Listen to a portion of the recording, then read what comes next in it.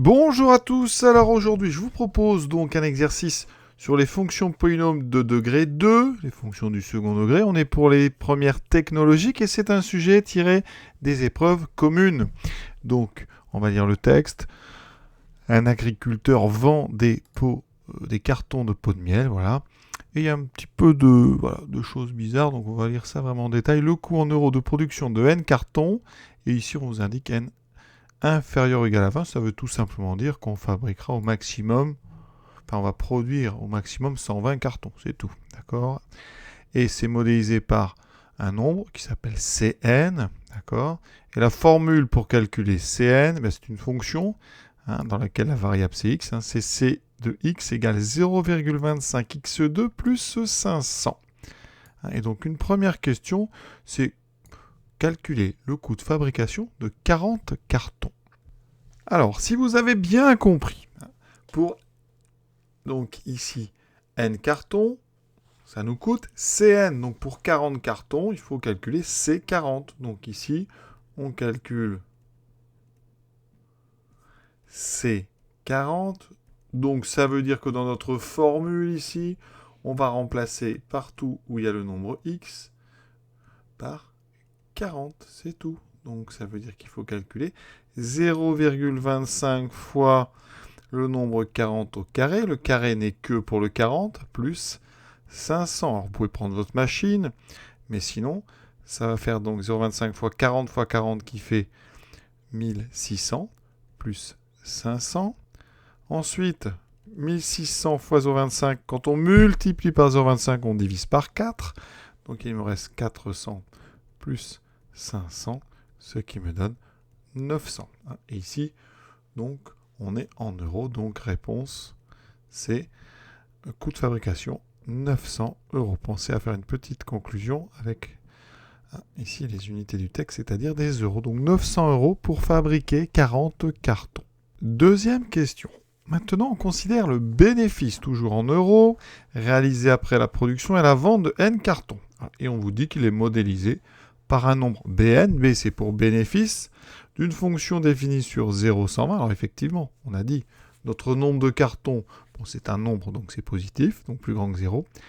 Et on en fait 120 au maximum, on l'a vu tout à l'heure, n était inférieur ou égal à 120. Donc c'est normal qu'on étudie une fonction que sur 0, 120. Et la fonction, on vous donne son expression, la voici. C'est encore une expression donc du second degré. On va en parler dans les questions qui suivent, bien sûr. Mais première chose, on vous demande de démontrer une seconde expression, ce qu'on appelle la forme factorisée. D'accord ? J'espère que vous savez que la première expression qu'on vous donne, c'est ce qu'on appelle donc la forme développée.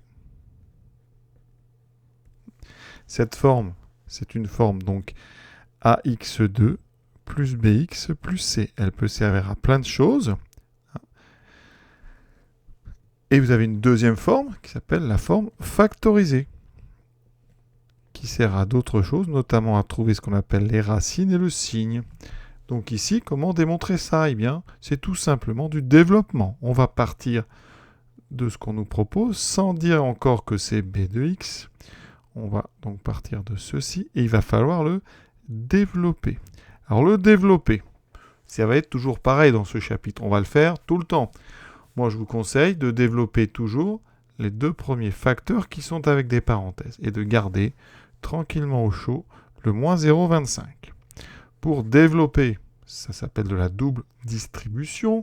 Donc, on prend notre x, d'accord ? Le moins, attention, vous ne le prenez pas, il est avec le 20.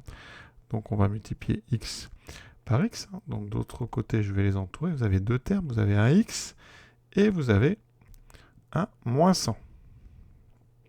Et du côté ici, vous avez un x et un moins 20. D'accord ? Donc, je vais faire des flèches. On va les faire toutes de la même couleur. Donc, x fois x, ça fera x2. X fois moins 100, donc ça, x2. X fois moins 100, donc moins 100x. Je pense que la plupart, vous savez déjà, mais c'est bien de répéter. Ensuite, on prend le moins 20 et on le distribue. Voilà pourquoi on dit de la double distribution. Et donc, ça fait moins 20 fois x, donc moins 20x. Moins 20 fois moins 100. On multiplie deux nombres négatifs, ça me donne un nombre positif. Et 20 fois 100, On écrit 20 et on rajoute 2 zéros.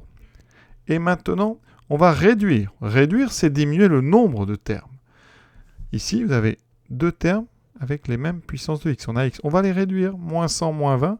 Ça fait moins 120x. Donc, c'est l'étape suivante. On écrit moins 0,25 x2 moins 120x plus 2000. Rappelez-vous, l'objectif, il ne faut pas le perdre de vue, c'est de tomber sur la forme du début. 0,25 x2 plus... pas celui-là, pardon, j'ai entouré le mauvais, c'est de retomber sur b de x qui est ici. Donc, moins 0,25 x2 plus 30x moins 500. Donc, en développant, je devrais tomber là-dessus. Alors, ça commence bien. L'opération mathématique ici, ça s'appelle la simple distribution. Donc, ce moins 0,25, vous allez d'abord le multiplier à x2, qui me donne moins 0,25 x2. Ensuite, vous le multipliez à moins, donc, 120x. Donc attention, il y a un 2 moins qui se multiplie. On a dit tout à l'heure que ça donnait un nombre positif. Quand on multiplie par 0,25, ça divise par 4. Parce que 0,25, c'est tout simplement un quart. Donc 120 par 4, ça fait 30. Donc il me reste 30x. On passe au dernier, plus 2000, qu'on multiplie par moins 0,25. Donc on va le diviser par 4. On a un nombre négatif, donc il reste un moins. 0,25 fois 2000, ça fait 500. Et on s'aperçoit de quoi ? Eh bien qu'on est arrivé exactement sur b de x. Et c'est ce qu'on voulait démontrer. Donc, pour tous les nombres entre 0 et 120, d'ailleurs c'est vrai tout le temps, b de x, ça s'écrit moins 0,25 fois x moins 20 fois x moins 100. Et donc on a maintenant à notre disposition deux formes pour b de x. Une forme développée, avec possibilité d'utiliser les formules avec les A, les B et le C, et une forme factorisée qui va nous amener, vous allez voir tout de suite, possibilité d'étudier le signe. Troisième question, déterminer le tableau de signes de bx sur 0, 120. Alors là, il y a deux grandes méthodes. La première, eh bien, c'est d'utiliser la forme factorisée directement dans un tableau de signes. C'est une question d'habitude, parce qu'on fait toujours les mêmes tableaux, donc à force, ça commence à rentrer, mais c'est loin d'être évident.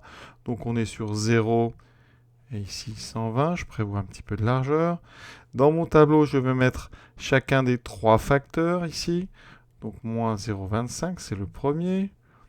Ensuite, x moins 20 et x moins 100. Et je vais faire après le produit de tout ça, qui me donnera le signe de bx. Et on va s'occuper ligne par ligne. Alors, on peut commencer par les lignes les plus simples. x moins 20 et x moins 100. J'ai bien 0 ici. Alors, x moins 20. Quand est-ce que ça s'annule ?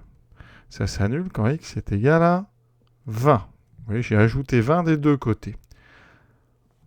x moins 100, lui, s'annule quand x est égal à 100. J'ai ajouté 100 des deux côtés. Donc, en haut, je vais placer les nombres 20 et 100, puisqu'ils sont bien dans l'intervalle 20-100. Donc, 20, 100. Et je vais tracer deux grandes colonnes.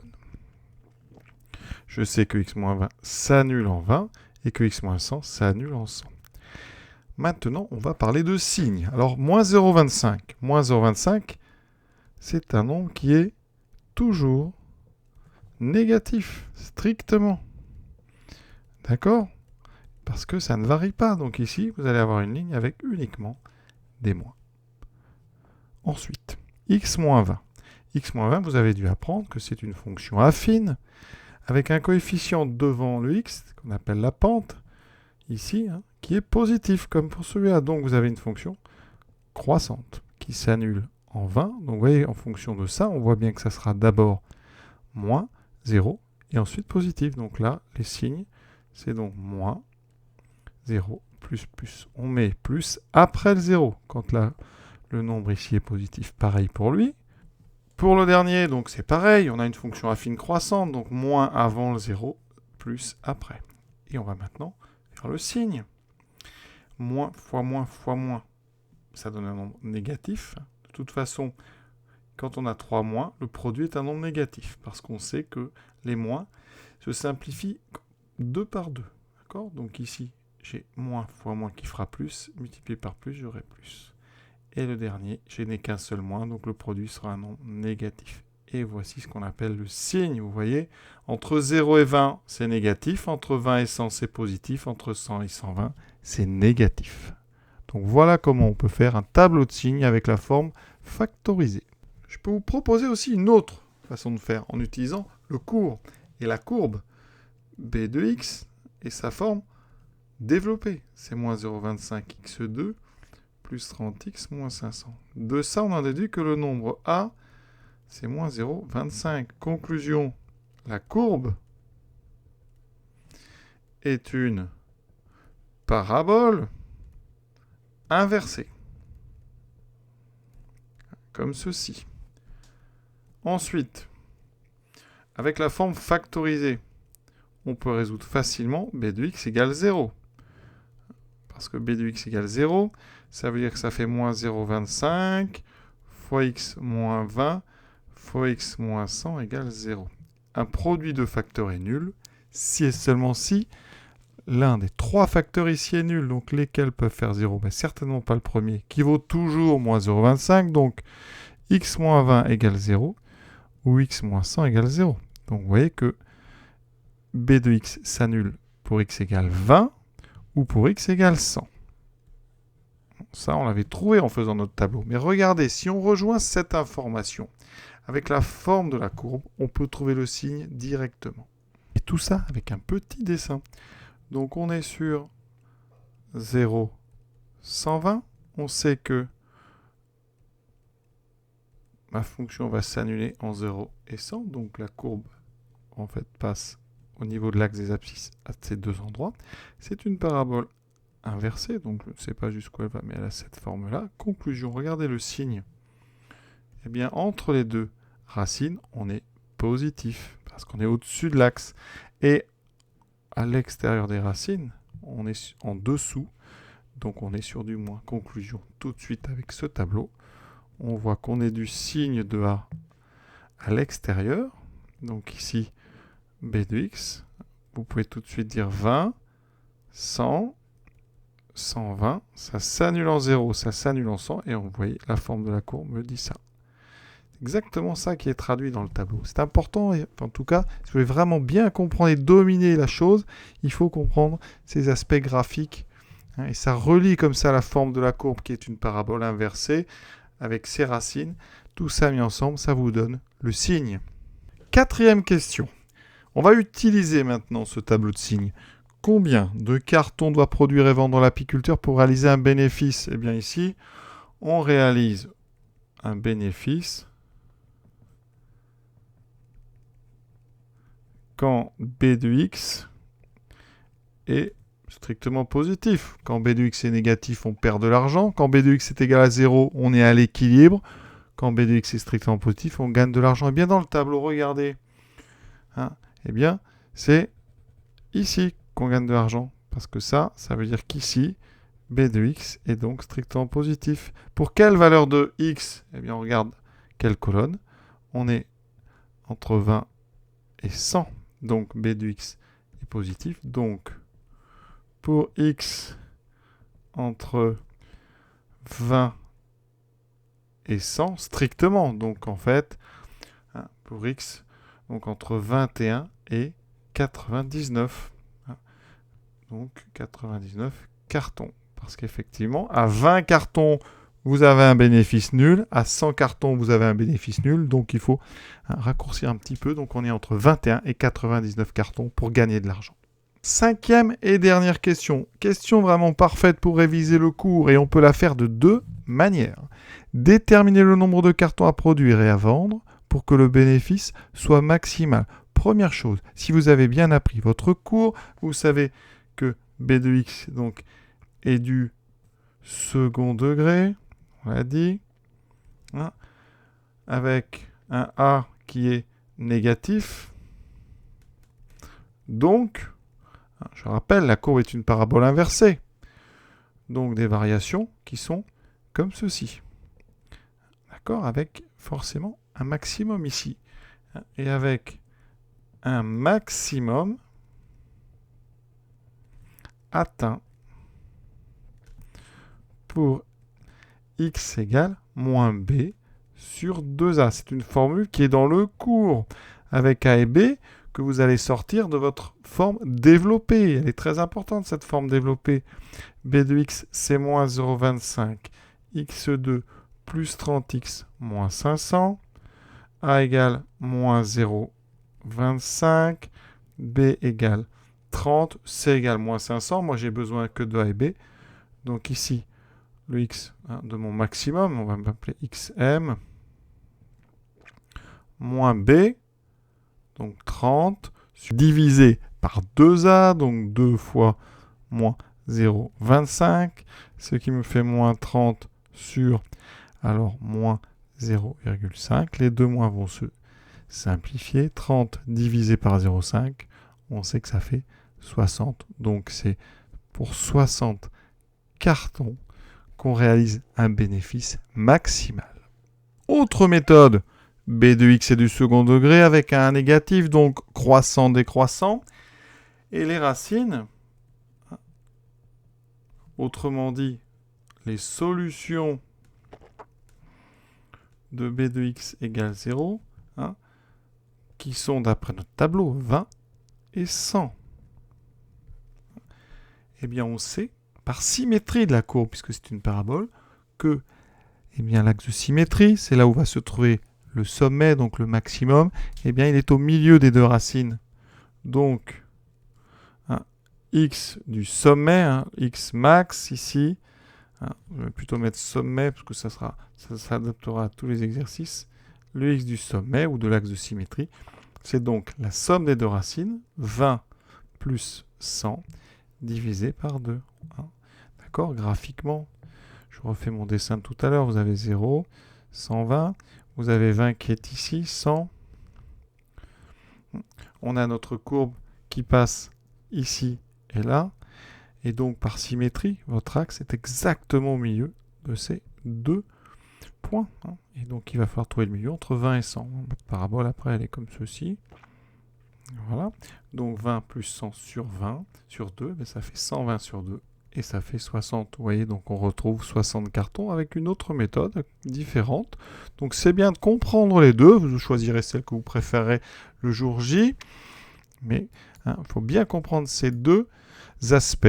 Un qui utilise vraiment la forme développée, avec la formule moins b sur 2a, et l'autre qui utilise la symétrie de la courbe, avec ce milieu entre les deux racines. Ça marche évidemment quand il y a des racines. Alors une fois que vous avez ça, on pourrait s'amuser et rajouter une dernière question et trouver finalement le bénéfice maximum. Le bénéfice maximal, vous l'obtiendrez. Donc B max, c'est donc l'image de 60. Donc B60, je remplace. On va regarder ce que ça donne quand même. Moins 0,25 fois 60 au carré, plus 30 fois 60, moins 500. On va aller doucement. Ça fait moins 0,25 fois 3600, plus 1800, moins 500. Alors, on divise par 4 quand on multiplie par 0,25, donc ça fait moins 900. 1800 moins 500, ça fait 1300. Et 1300 moins 900, ça fait 400. Donc mon bénéfice maximal, vous voyez, c'est 400. Mais ça n'était pas demandé.